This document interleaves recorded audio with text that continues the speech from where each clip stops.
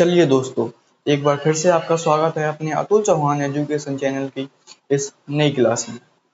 जैसा कि इससे पहले वाली क्लास में हम सवाल नंबर 22 तक कर चुके हैं और आज की इस क्लास में हम शुरू करेंगे सवाल नंबर 23 से। तो चलिए आज की इस क्लास को हम शुरू करते हैं। सवाल नंबर 23, देखते हैं सवाल नंबर 23 में क्या दिया है हमें। हमसे कह रहा है दो बिंदु आवेश क्रमशः 5 गुणा 10 की पावर -19 कूलाम तथा 10 गुणा 10 की पावर -19 कूलाम 1 मीटर की दूरी पर स्थित है। हमें दो बिंदु आवेश दिए हैं, दो बिंदु आवेश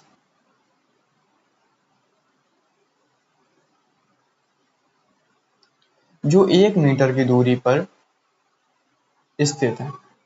एक पे है 5 गुणा 10 की पावर -19 कूलाम आवेश, एक पे है प्लस 10 गुणा 10 की पावर -19 कूलाम। इसे हम ए मान लेते हैं और इसे बी मान लेते हैं। हमसे कह रहा है कि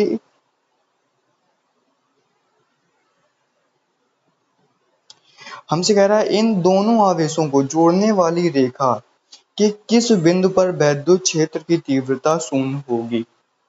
यानी ए बी के किस बिंदु पर वैद्युत क्षेत्र की तीव्रता शून्य होगी। तो सबसे पहले हम समझ लेते हैं, दो आवेश हमें दिए हैं, मान लेते हैं हम दो आवेश हैं, ये प्लस है और इस पे भी प्लस चार्ज है, ठीक है। अब इसके किस बिंदु पर वैद्युत क्षेत्र की तीव्रता शून्य होगी। अब ऐसा कहाँ हो, कैसा मतलब कैसी स्थिति हो जब वैद्युत क्षेत्र की तीव्रता 0 हो सकती है। जहां पर वैद्युत क्षेत्र का मान 0 हो, मतलब वैद्युत क्षेत्र ना हो और वैद्युत क्षेत्र के मान को वैद्युत क्षेत्र की तीव्रता कहते हैं। तो वैद्युत क्षेत्र की तीव्रता वहां 0 होगी जहां वैद्युत क्षेत्र का मान 0। अब ये धनावेश है, ये धनावेश है। अब ऐसी कौन सी जगह होगी जहां पर वैद्युत क्षेत्र 0 हो। तो हम समझते हैं, जो प्लस चार्ज होता है यानी धनावेश, इससे जो वैद्युत वैद्युत क्षेत्र होता है वो इससे दूर होता है। यानी इसके कारण जो वैद्युत क्षेत्र होगा ये इससे दूर होगा। और इस पे भी प्लस चार्ज है, दोनों पर प्लस चार्ज है। इसके कारण भी जो वैद्युत क्षेत्र होगा वो इससे दूर होगा, ठीक है। अब हम समझते हैं कि जो ये समान आवेश हैं तो इनके बीच एक ऐसा बिंदु होता है, जैसे इनके बीच मान लो बिंदु है O, एक ऐसा बिंदु होता है जहां इसके कारण उत्पन्न क्षेत्र और इसके कारण उत्पन्न क्षेत्र बराबर होते हैं, ठीक है। और इनकी दिशा विपरीत, तो वही प्लस चार्ज है, ये भी प्लस चार्ज, तो इनकी दिशा तो विपरीत है ही। और एक इनके बीच एक ऐसा बिंदु होता है जहां पर इसके कारण उत्पन्न आवेश वैद्युत क्षेत्र, इसके कारण उत्पन्न वैद्युत क्षेत्र बराबर होते हैं। जहां पर बराबर होते हैं और बराबर और विपरीत तो है ही, तो एक ऐसा बिंदु होता है जहां पर वैद्युत क्षेत्र 0 हो जाता है। यहाँ पर 0 हो जाता है क्योंकि इसके कारण उत्पन्न क्षेत्र और उसके कारण उत्पन्न वैद्युत क्षेत्र बराबर है और विपरीत है। इस कारण एक ऐसा बिंदु है, वो एक ऐसा बिंदु जहां पर वैद्युत क्षेत्र 0 है, ठीक है। अब ये समझिए, इसके बीच में ही कोई बिंदु हो सकता है 0, इसके बाहर कोई भी बिंदु 0, जैसे इसके मान लो इसके बाहर कोई बिंदु, जैसे मान लो इधर या इधर, तो वो 0 हो सकता है। जैसे मान लो इधर है कोई बिंदु O, अब इसके कारण वैद्युत क्षेत्र कहाँ होगा, बाहर की ओर। इसके कारण वैद्युत क्षेत्र बाहर की ओर। तो अब ऊपर ऐसा मतलब इसके बाहर ऐसा कोई भी बिंदु नहीं होगा जहां पर इनकी दिशा विपरीत हो। और जब दिशा विपरीत नहीं होंगी तो वो आपस में जुड़ेंगे, ऐसा कहीं नहीं होगा जो घटेंगे, मतलब जुड़ेंगे हर समय। तो ऐसा कहीं नहीं होगा कि इनका जो परिणामी है वो 0 आ जाए। तो सिर्फ एक ही स्थिति हो सकती है, जब ये आवेश धनावेश धनावेश इनकी प्रकृति समान है, तो एक ही स्थिति हो सकती है, यानी इनके बीच, जहां पर वैद्युत क्षेत्र 0 हो सकता है, ठीक है। मेरे हिसाब से आपको समझ आ गया होगा, ठीक है। अब हम समझते हैं आगे। मतलब धन आवेश है तो हम कहने का ये मतलब, ये धनावेश है और ये भी धनावेश, मतलब समान प्रकृति के आवेश है। तो इनके बीच में ही एक ऐसा बिंदु होता है जहां पर वैद्युत क्षेत्र 0 हो सकता है, ठीक है। तो हम मान लेंगे, माना बिंदु ए से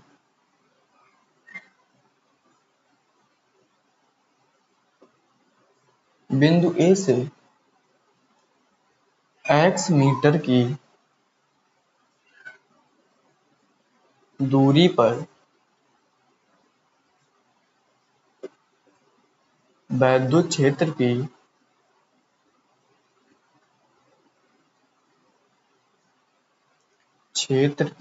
तीव्रता 0 है। हमने मान लिया जो बिंदु ए है इससे x मीटर की दूरी पर वैद्युत क्षेत्र की तीव्रता शून्य। अभी हमने समझा इनके बीच में ही कहीं एक ऐसा बिंदु हो सकता है जहां वैद्युत क्षेत्र की तीव्रता शून्य, यानी वैद्युत क्षेत्र का मान शून्य। तो ये है ए और ये है बी। इससे हमने मान लिया x मीटर। यहाँ कोई बिंदु है O जहां पर वैद्युत क्षेत्र की तीव्रता 0 है। हम समझते हैं इस पे कौन सा चार्ज है, धनावेश है, इस पे भी धनावेश है। तो धन आवेश के कारण जो वैद्युत क्षेत्र होता है वो उससे दूर, यानी उससे धन आवेश से बाहर की। तो O पर जो होगा ए के कारण, ए पर उपस्थित आवेश के कारण जो O पर वैद्युत क्षेत्र होगा वो होगा बाहर की ओर, और बी के कारण भी होगा बाहर की ओर। इसे हम मान लेते हैं E1 और इसे मान लेते हैं हम E2। तो हम लिख लेते हैं E1 क्या है, बिंदु O पर बिंदु O पर बिंदु A पर उपस्थित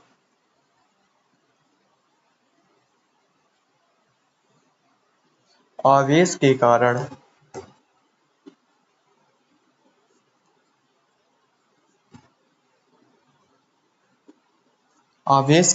वैद्युत क्षेत्र की तीव्रता, उस कारण वैद्युत क्षेत्र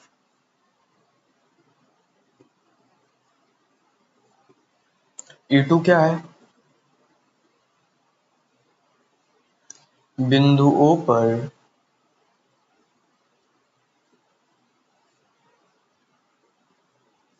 बिंदु O पर बिंदु B पर उपस्थित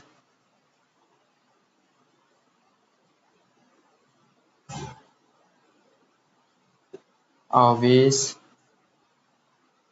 के कारण वैद्युत क्षेत्र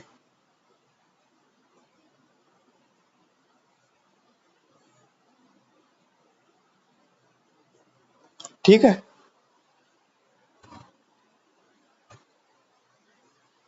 E1 क्या है, ए पर उपस्थित आवेश के कारण वैद्युत क्षेत्र। E2 क्या है, बी पर उपस्थित आवेश के कारण बिंदु O पर वैद्युत क्षेत्र।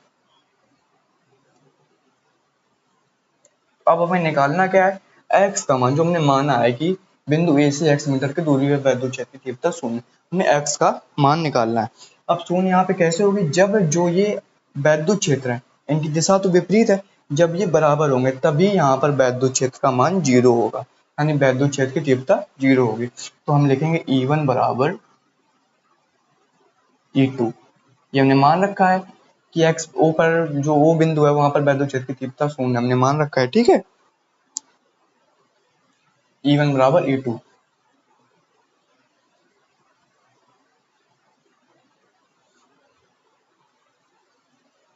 तो E1, अब हम देखें E1 बराबर क्या होता है, बिंदु आवेश के कारण वैद्युत क्षेत्र की तीव्रता क्या होती है, K Q बटे R स्क्वायर बराबर K Q A, इसे लिखो Q A, जो बिंदु A के कारण है, और ये इसे लिख लो Q B बटे R स्क्वायर। तो K से K कैंसिल हो जाएगा, Q A का मान कितना है, 5 गुणा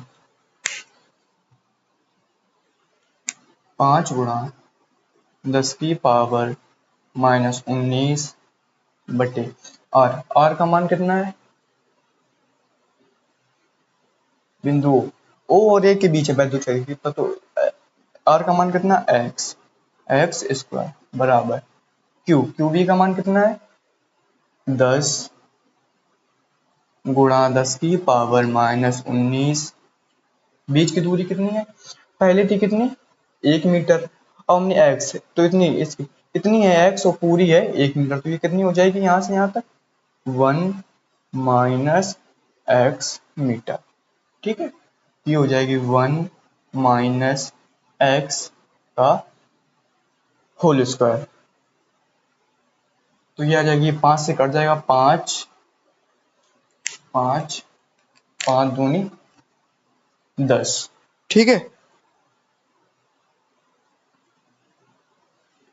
और ये 10 की पावर कट जाएगा तो ये हो जाएगा 1/x² बराबर 2/1 - x का होल स्क्वायर। इसका ले लेंगे हम वर्गमूल। 1/x² बराबर 2/1 - x का होल स्क्वायर, तो आ जाएगा 1/x बराबर 2 का वर्गमूल √2। √2 का मान कितना होता है 1.414 अपॉन 1 माइनस बचेगा 1 - x। ठीक है, तो क्रॉस मल्टीप्लाई करेंगे तो आ जाएगा 1 - x बराबर 1 - 414x 414x।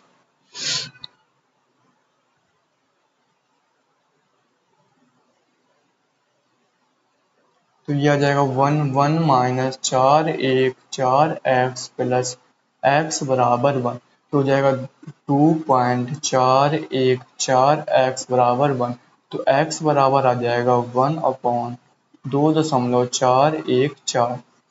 अब जब इसका आप भाग करोगे, आप भाग करके देख ले, आप भाग कर सकते हो इसका, और आप भाग करके जब देखोगे तो x बराबर आ जाएगा 0.414 मीटर। 0.414 मीटर, यह आ जाएगा x बराबर। ठीक है, हमें आंसर क्या दिया है, पहले आवेश से 41.4 सेंटीमीटर में आंसर दिया, तो इसे मीटर को जब सेंटीमीटर में बनाएंगे 100 का गुणा हो जाएगा, आ जाएगा 41.4 सेंटीमीटर। पहले आवेश से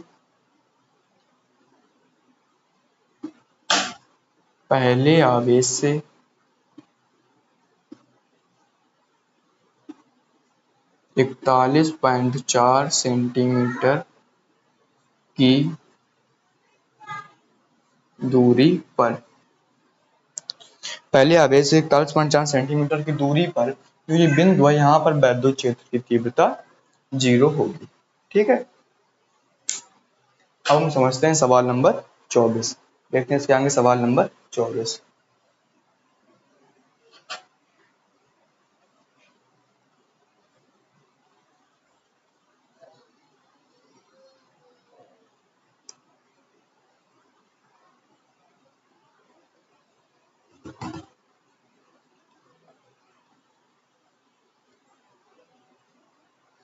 हम देखते हैं सवाल नंबर 24। 24 में क्या दिया, हम क्या पूछा हमसे, दो बिंदु आवेश जिनके मान क्रमशः 1.0 माइक्रोकूलम तथा -0.25 माइक्रोकूलम है। दो बिंदु आवेश हैं,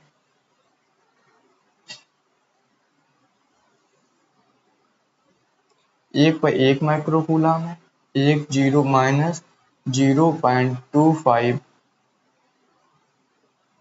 माइक्रोकूलम है। 0.2 माइक्रोकूलम है। वायु में एक दूसरे से 0.4 मीटर दूरी पर रखें। ये 0.4 मीटर की दूरी पर रखे हैं। बताइए कि इन दोनों आवेशों को मिलाने वाली रेखा के किस बिंदु पर तीसरा आवेश रखा जाए कि उस पर कोई बल ना लगे। इसे हम मान लेंगे A और इसे मान लेंगे B। तो हमसे ये पूछा है कि इस रेखा के किस बिंदु पर एक तीसरा आवेश रखें जिस पर कोई बल ना लगे।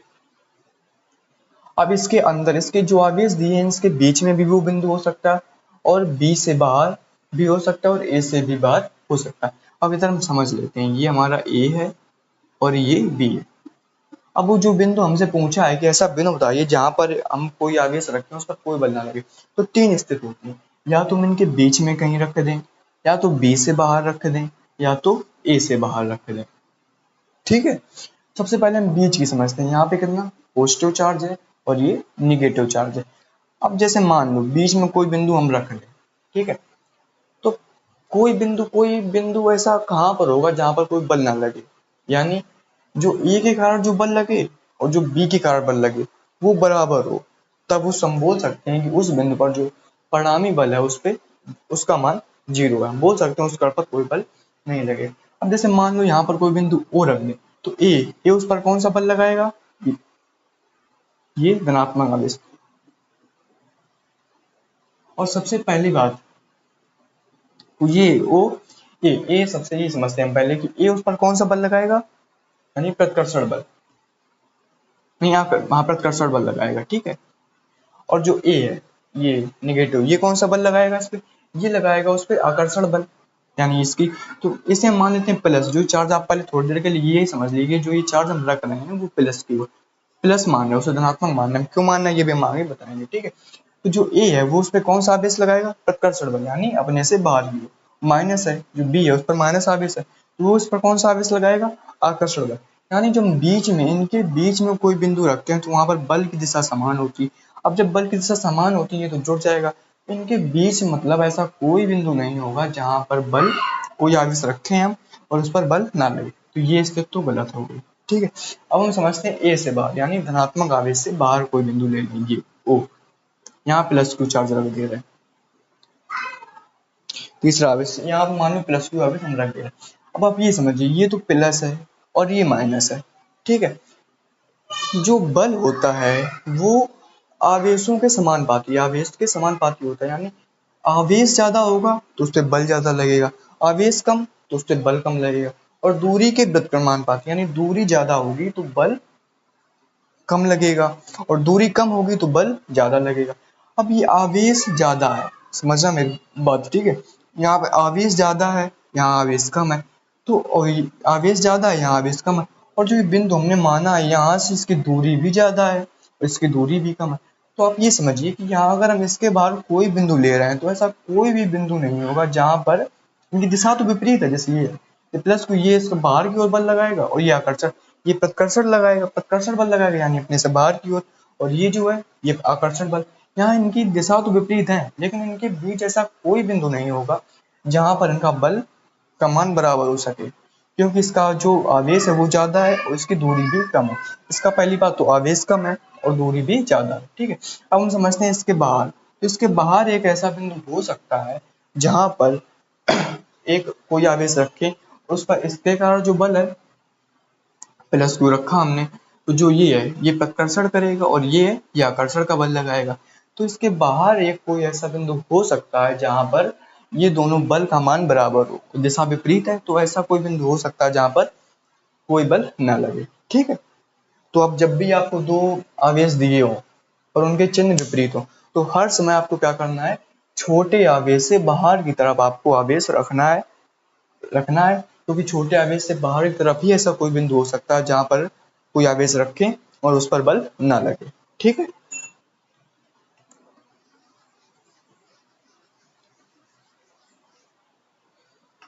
अब हम मान लेते हैं, माना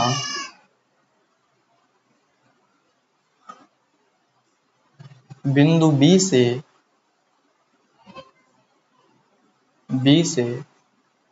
बाहर की ओर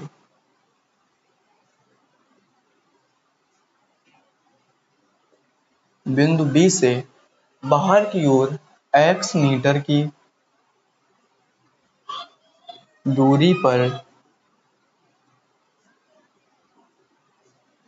बिंदु बी से बाहर की ओर x मीटर की दूरी पर प्लस क्यू कूलाम आवेश पर प्लस क्यू कूलाम आवेश पर प्लस क्यू कूलाम आवेश है जिस पर कोई बल कार्य नहीं करता है, जिस पर कोई बल नहीं लगता है, ये हमने मान लिया। और उसके पहले हम समझ गए हैं कि हमने क्यों माना है, ठीक है।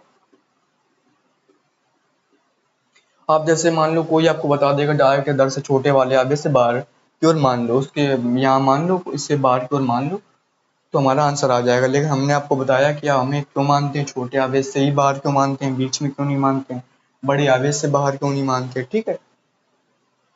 अब हम देखते हैं ये है बी और ये है ए। तो इससे हम बाहर की ओर हमने मान लिया इससे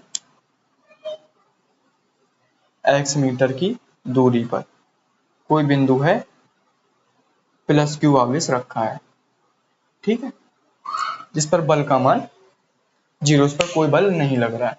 यहाँ पर प्लस क्यू है, कितना है 1 माइक्रो कूलम, यहाँ पे कितना है -0.-2.25, ये 0.25 माइक्रो कूलम। अब हम ये समझते हैं इसके कारण जो ए है उस पर प्लस क्यू पे कैसा तत्कर्षण बल लगाएगा, यानी अपने से बाहर। इसे मान लेते हैं F1। जो बी है ये कैसा बल लगाएगा, आकर्षण का बल लगाएगा, यानी इसे मान लेते हैं F2।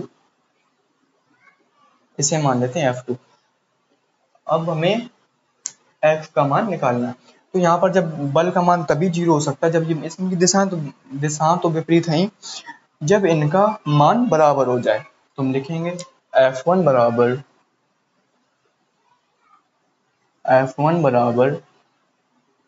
F2। हमने F1 बराबर F2 क्यों किया, हमने मान रखा है कि जो ये बिंदु है यहाँ पर बल का मान 0, और 0 तभी होगा जब F1 बराबर F2 हो, जैसा विपरीत है, ठीक है। ये समझ लो F1 क्या है, ये यहाँ लिख लो 1 मिनट, ठीक है। F1 क्या है, बिंदु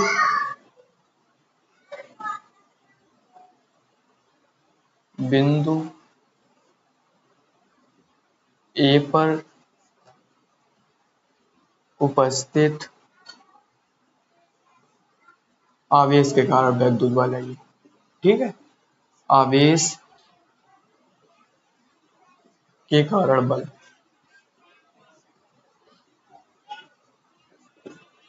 और F2 क्या है, बिंदु बी पर उपस्थित आवेश के कारण, बिंदु बी पर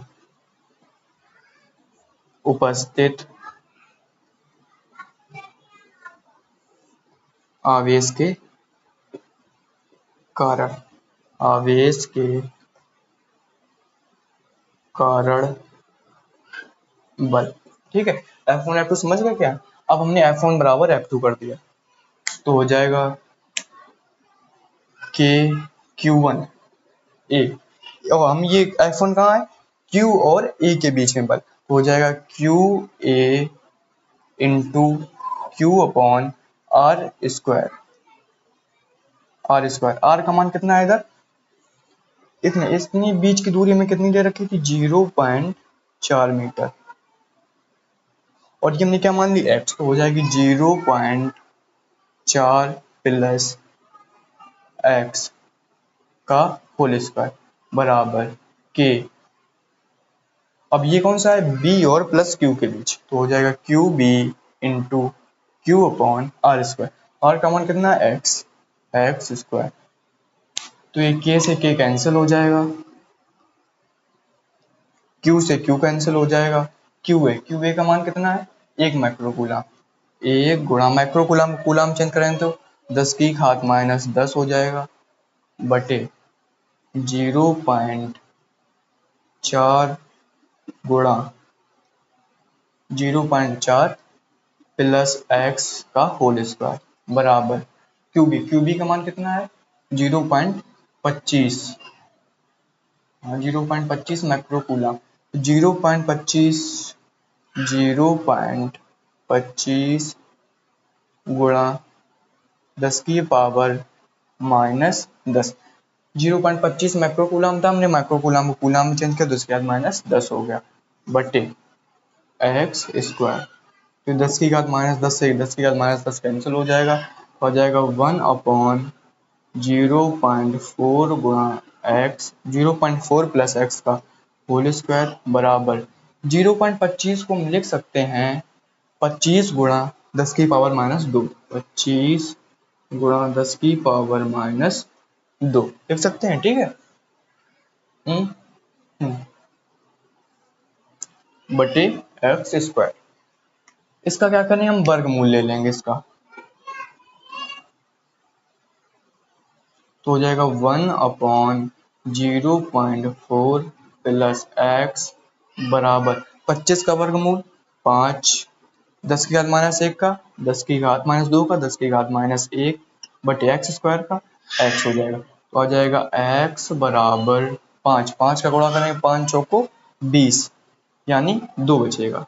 2.0 जीरो कैंसिल हो जाएगा 5 चौको 20,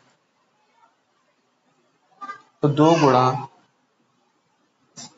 10 की पावर माइनस 1 गुणा 5x गुणा 10 की पावर माइनस 1। ठीक है।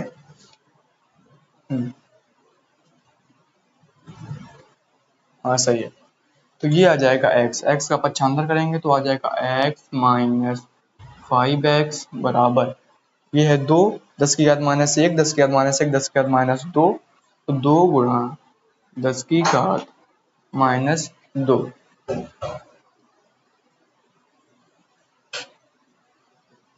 एक्स भी बचेगा माइनस का 4x बराबर 2 गुणा 10 की घात माइनस का 2।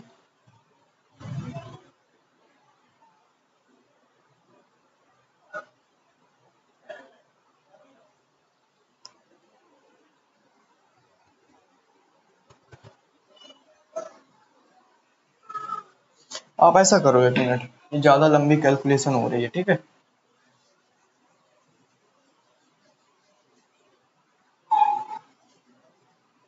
इधर हम रखते हैं 0.25 रहने दो, 0.25, इसका वर्गमूल लेंगे तो आ जाएगा 1/0.4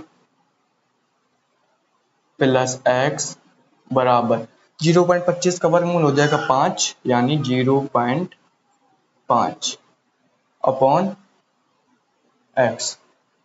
एक्स का गुणा करेंगे तो एक्स बराबर 5 को 20, 0.2 0.2 प्लस 0.5 एक्स, तो आ जाएगा एक्स माइनस, इधर कर ले रहे हैं तो आ जाएगा एक्स, इसका पक्षांतर करेंगे तो हो जाएगा माइनस 0.5 एक्स बराबर 0.2। तो ये एक में से 0.5 जाएगा तो अब बचेगा 0.5 एक्स बराबर 0.2, तो आ जाएगा एक्स बराबर 0.2 अपॉन 0.5 यानी 2/5, तो एक्स बराबर आ जाएगा 5 को 20, 0.4 मीटर। 24 नंबर में आ जाएगा 0.4 मीटर। दूसरे आवेश से बाहर की ओर, तो ये आ जाएगा किससे, बी से, यानी दूसरे आवेश लिख देंगे हम इधर 0 माइनस 0.25 माइक्रो कूलाम से 0.4 मीटर बाहर की दूरी पर, मीटर दूरी पर बाहर की ओर, बाहर की ओर। ठीक है, इससे बाहर की ओर 0.4 मीटर की दूरी पर, यानी यहाँ पर 0.4 मीटर दूरी पर एक ऐसा बिंदु होगा जहां पर उस आवेश पर कोई बल नहीं लगेगा। ठीक है, अब हम देखते हैं इसके बाद सवाल नंबर 25। ये काफी बड़े सवाल थे, समझना ज्यादा था इसमें, अगर आप समझ के एक बार तो आराम से कर सकते हो सवाल। अब हम देखें सवाल नंबर 25।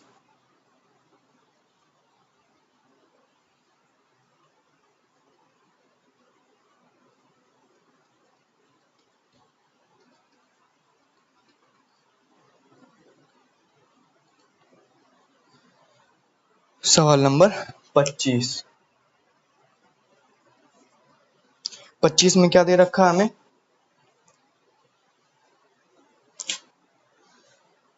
5 गुणा 10 की पावर माइनस 4 कूलाम आवेश क्यू का मान दिया हमें, 5 गुणा 10 की पावर माइनस 4, 10 की पावर माइनस 4 कूलाम, कूलाम आवेश पर 2.25 न्यूटन का बल कार्य करता है। एफ का मान दिया है 2.25 न्यूटन, न्यूटन का बल कार्य करता है उस बिंदु पर वैद्युत क्षेत्र की तीव्रता यानी ई का मान हमसे पूछा है। तो ई बराबर क्या होता है? ई बराबर होता है एफ अपॉन क्यू। एफ का मान क्या है? 2.25 अपॉन क्यू का मान कितना है? 5 गुणा 10 की पावर माइनस 4। तो आ जाएगा ई बराबर 5, 5 का भाग देंगे हम, 5 चौको 20, 2 बची 25, 5 पंचे 25, 2 अंक के बाद दशमलव, 10 के माइनस 4 ऊपर जाएंगे तो प्लस की हो जाएंगे 10 की पावर 4। आंसर क्या दे रखा हमें? 10 की घात 3। तो इसे हम करेंगे ई बराबर 4.5। तो हमने दशमलव एक तरफ दाई तरफ किसका आया है, ठीक है। तो हम क्या करें, एक घात माइनस करेंगे तो हो जाएगा 10 की घात 3 न्यूटन प्रति कूलम। 4.5 गुणा 10 की पावर 3 न्यूटन प्रति कूलम, ये आ जाएगा हमारा 25 नंबर, ठीक है। अब हम देखते हैं 26, सवाल नंबर 26। 26 में क्या दे रखा हमें? एक अल्फा कण 15 गुणा 10 की पावर 4 न्यूटन प्रति कूलम के वैद्युत क्षेत्र में स्थित है। ई का मान दे रखा हमें 15 गुणा 10 की पावर 4, 15 गुणा 10 की पावर 4 न्यूटन प्रति कूलम। इसे वैद्युत बल की गणना कीजिए। किस पर? उस पर, यानी अल्फा कण पर। अल्फा कण पर वैद्युत बल यानी एफ। एफ का मान हमसे पूछा है तो हम सबसे पहले निकालेंगे अल्फा कण पर आवेश। अल्फा कण पर आवेश, अल्फा कण पर आवेश क्या होता है, इसे मान लेंगे क्यू। ये होता है प्लस 2 इलेक्ट्रॉन के बराबर, यानी 3.2 गुणा 10 की पावर माइनस 19 कूलम। एफ का मान हमसे पूछा है तो ई बराबर क्या होता है? ई बराबर एफ अपॉन क्यू। तो एफ बराबर आ जाएगा ई इंटू क्यू। ई का मान क्या है? 15 गुणा 10 की पावर 4 गुणा क्यू का मान कितना है? 3.2 गुणा 10 की पावर माइनस 19। तो एफ बराबर आ जाएगा 15, 32 में गुणा करें, 15 दूनी 30, 15 ती 45, 45 3 48, 48 एक अंक के बाद दशमलव कैंसिल हो जाएगा। गुणा 10 की पावर 4, 10 की पावर माइनस 19, 4 कम होंगी तो आ जाएगा 10 की पावर माइनस का 15। तो एफ बराबर आ जाएगा, आंसर क्या दिया हमें सवाल नंबर 26 में? 4.1। ऐसे लिख सकते हैं 4.8 गुणा, हमने एक बाई तरफ किसका है तो एक घात क्या होगी? प्लस होगी, तो आ जाएगा गुणा 10 की पावर माइनस 14 न्यूटन। 4.8 गुणा 10 की पावर माइनस 14 न्यूटन। अब हम देखते हैं सवाल नंबर 27।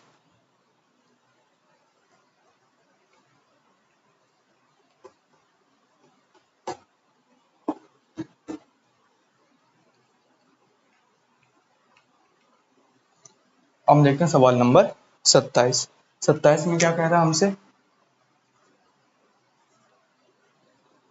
27 में हीलियम के नाभिक के कारण उससे एक एंगस्ट्रॉम की दूरी पर वैद्युत क्षेत्र की तीव्रता गणना कीजिए। हमें नाभिक दिया है, नाभिक है हीलियम का, मान लेते हैं हम ये एक नाभिक है।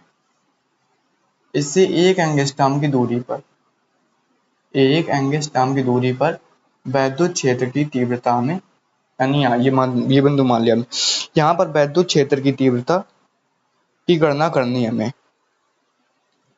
तो इसे मान लेते, जो हीलियम परमाणु का नाभिक है उसे उस पर मान लेते हैं क्यू कूलम आवेश है। तो जो हीलियम परमाणु का नाभिक होता है उस पर कितना आवेश होता है? अल्फा कण पर आवेश के बराबर। नाभिक पर आवेश, नाभिक पर आवेश यानी क्यू बराबर अल्फा कण पर आवेश प्लस अल्फा कण पर आवेश। अल्फा कण पर कितना आवेश होता है? +2 इलेक्ट्रॉन के कारण, यानी 3.2 गुणा +2 इलेक्ट्रॉन के बराबर 3.2 गुणा 10⁻⁻19 कूलम। ये आ गया Q बराबर। और दूरी में दे रखी है R का मान। R का मान हमें क्या दे रखा है? 1 एंगस्ट्रॉम बराबर 10⁻⁻10 मीटर। R बराबर हो जाएगा 10⁻⁻10 मीटर। और E का मान पूछा। E बराबर क्या होता है? 1/4πε0 Q/r²। E बराबर 9 गुणा 10⁻9 गुणा Q। Q का मान कितना है? 3.2 गुणा 10⁻19 अपॉन r²। R का मान कितना है? 10⁻10 स्क्वायर है तो एक बार और हो जाएगा 10 गुणा 10⁻10। तो E बराबर आ जाएगा 9 का गुणा करेंगे, 9 दूनी 18, एक बची हासिल, 9 तिया 27, 27 एक 28.8 गुणा 9 - 19 बचेगा 10⁻10 और 10⁻10 से एक 10⁻10 कैंसिल हो जाएगी तो ऊपर जाएगी 10⁻10 हो जाएगी प्लस की। ठीक है, आंसर कितना हमें दे रखा है? 2 लिख सकते हैं। E बराबर 2.88 गुणा एक घात प्लस हो जाएगी तो हो जाएगा 10⁻11 न्यूटन प्रति कूलम। यह आ जाएगा E का मान। 2.88 गुणा 10⁻11 न्यूटन प्रति कूलम। चलिए आज की इस क्लास को हम यहीं तक रखते हैं। अगली क्लास में हम इससे आगे वाले सवाल को इसी तरह बिल्कुल आराम से करेंगे। बाकी आपने क्लास देखी, आपको क्लास कैसी लगी, आप एक बार कमेंट में जरूर बताइए कि आपको क्लास कैसी लगी। और आपने अभी तक अगर चैनल को सब्सक्राइब नहीं किया है तो जाके चैनल को सब्सक्राइब कर लीजिए, इससे जो वीडियो है तो वीडियो का नोटिफिकेशन आप तक पहुंच जाए। तो चलिए मिलते हैं हम अगली क्लास में।